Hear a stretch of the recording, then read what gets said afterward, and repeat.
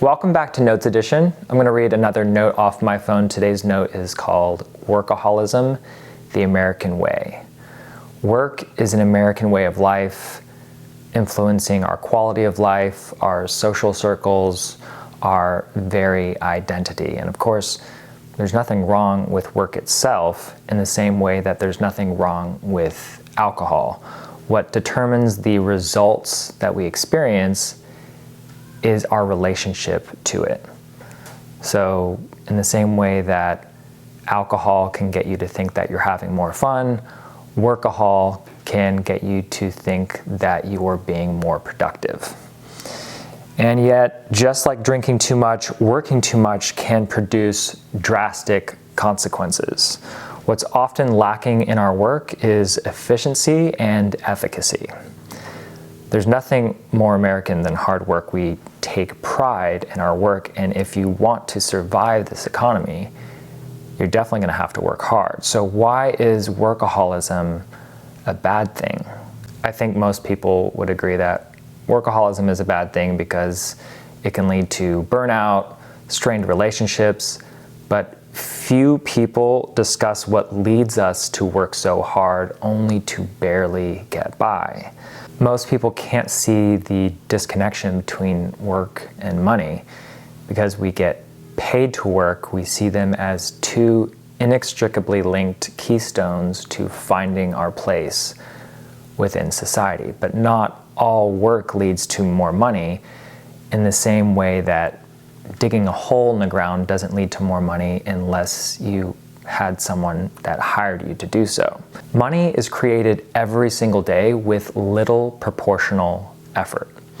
Conversely, work is done every day, and most work is typically performed in exchange for relatively small amounts of money. The quantity, intensity, and quality of the work rendered has a rapidly decreasing correlation to money and long-lasting value. Technology quickly replaces the heavy lifting of many tasks, constantly lowering the demand for human labor. This makes life cheaper for the consumer, yet makes finding work harder for the people specializing in those tasks being consolidated. While the advancement of technology affects the value of work, the real culprit splitting work from money is what's called fiat debasement. Whenever money can be printed upon demand from a centralized party without providing any scarce resources, without requiring any non-renewable energy, limitless work can be extracted from people for very little proportional effort on the part of the parties who stand to benefit from that money printer. Imagine if we still used checkbooks. Let's say you built a table for someone by hand with rare wood. You paid $2,000 for the supplies, so you charged them $5,000 for the table and, of course, your time and effort. What if your customer simply wrote you a check for $5,000 for a bank account that they had closed years ago? You take that check to the bank to deposit it into your account, but the bank simply says, well, we no longer serve that customer, there's nothing left in their account, but you're welcome to spend that check anywhere you wish. So you take your $5,000 check that was made up by just writing numbers down, and then go out and buy a motorcycle. And then that person spends that hot potato to the next person. That's how nonsensical our monetary system is. Institutions can write up checks called dollars, and we work for them and spend them around the economy. The more of these dollar checks floating around, the more dollars it takes to bid on limited goods and services.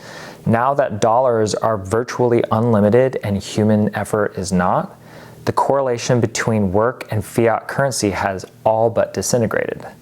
Nowadays, what's more important than hard work is proximity to the money printer.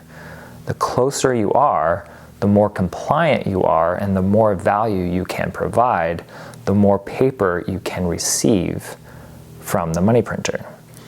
The further you are from the money printer, the more affected you are by increases in your cost of living, leading many to resort to workaholism to compensate. If you resort to working one extra day a month every time your rent goes up, eventually your entire month is spent working. In this way, simply working harder to offset inflation naturally leads to burnout. Workaholism is a zero-sum game.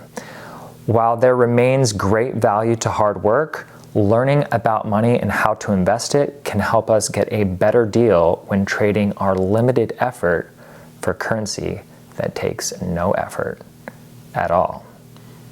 And that's today's note.